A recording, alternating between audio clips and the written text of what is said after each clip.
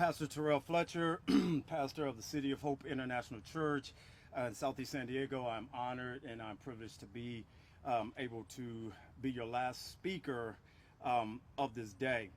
There aren't many great outcomes that came from the COVID-19 quarantine, but if I had to find a silver lining, it was in the fact that we were all forced to be at home, forced to turn on the news stations, sports stations,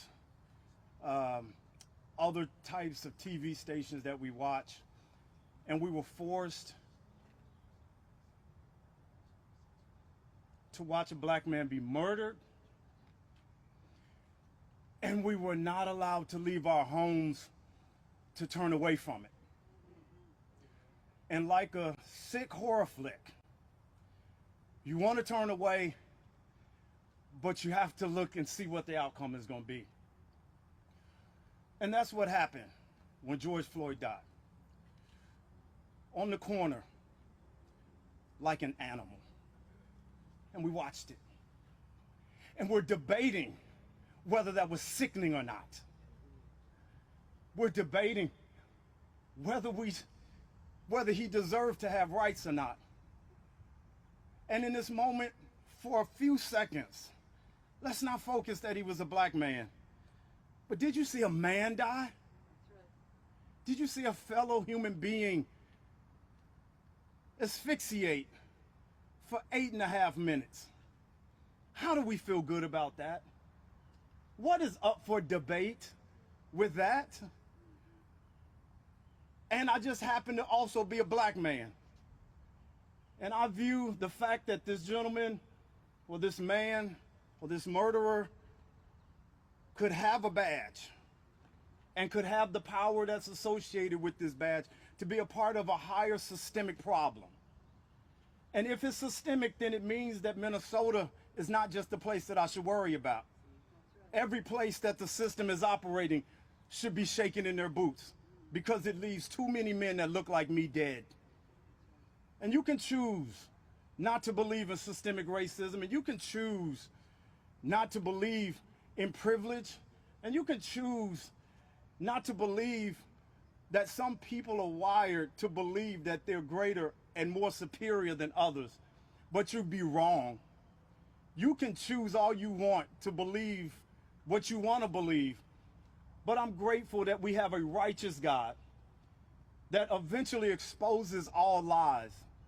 And people like you and like me have to one day reckon with the reality of truth. The truth that some of us in society operate under the idea of white supremacy.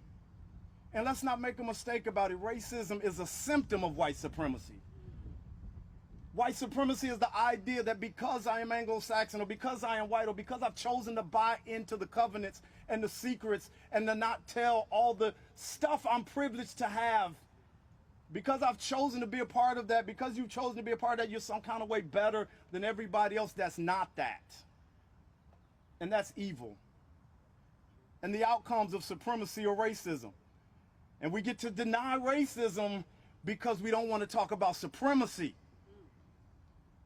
And the truth and the reality of these matters is that for people like me and for my son,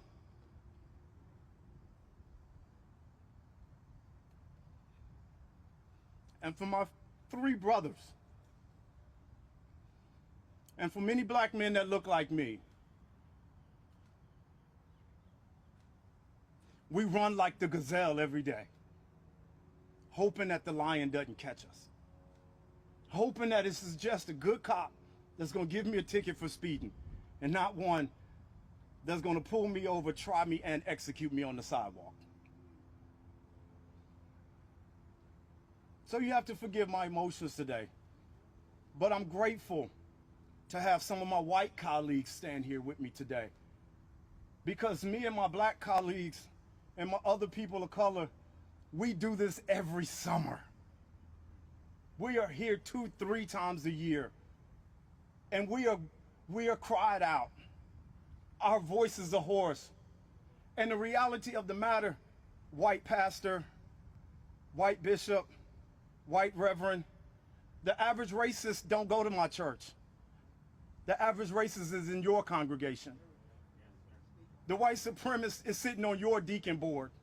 And I am challenging you as a man or woman of God to call it out and to call it what it is and to stand in your moral courage and stand in your moral strength so that you can help your fellow human being.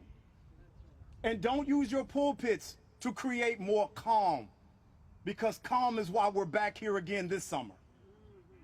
Our churches subdue problems instead of expose them and deal with them.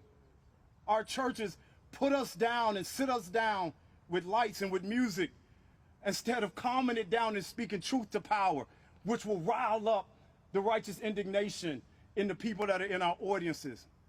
We have to become again the first century church that turned the world upside down because we refused to allow injustices like this to be calm and washed under the water. My challenge to you is not something that's new.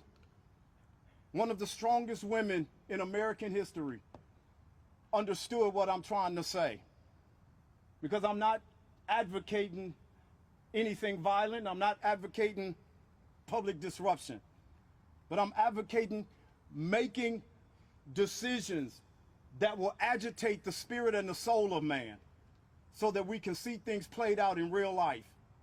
It makes no mind for us to read these reforms if we all leave this press conference subdued and not fired up to see them all the way through. But in 1955, a young man named Emmett Till was sent to Mississippi on vacation to spend time with his family. It was said that he whistled at a white woman who later admitted that the event never happened. But nonetheless, that was apparently a capital offense in Mississippi at the time. They grabbed this young boy, they killed him, they murdered him, they threw him in a river, and it took quite a while for them to find him. When they eventually found him, he was bloated, had barbed wire around his neck. They sent him back to Chicago, and the coroner and the funeral owner said to his mother, "He looks so bad, we have to close the casket." And his mother looked at the funeral owner and said, "Absolutely not." She said, "We'll have an open casket funeral." And it's not because I want his murderers to see what they did to my boy, because they're probably not going to watch the funeral. It says it's because I want people to see what we're capable of doing to one another. She said it's because I want this to make people of goodwill be outraged enough to do something about it. And to all my churches that are ready to just close the casket and move on. Unfortunately, we don't have the luxury as black men to fight for our right for our churches to be open. We're fighting for our right to be alive and to live. And to that I say, deal with what's uncomfortable and don't close the casket yet. Let the people of goodwill and righteousness stand up and feel the agitation and not just write reforms on paper, but be active participants in seeing them come to pass. God bless you.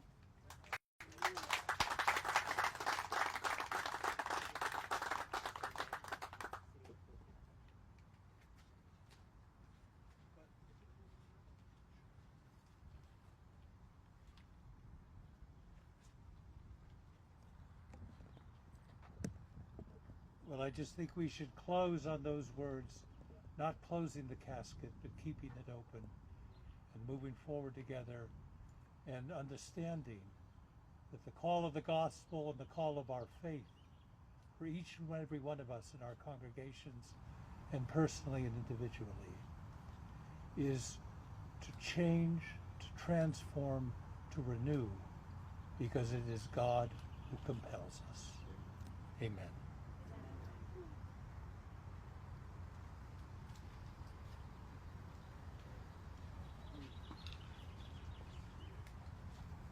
Thank you for being with us today. We have several clergy who will be available for interviews after this. Thank you for your time, and thank you all of you that are here today with us for spending such a powerful moment together. Thank you. Thank you.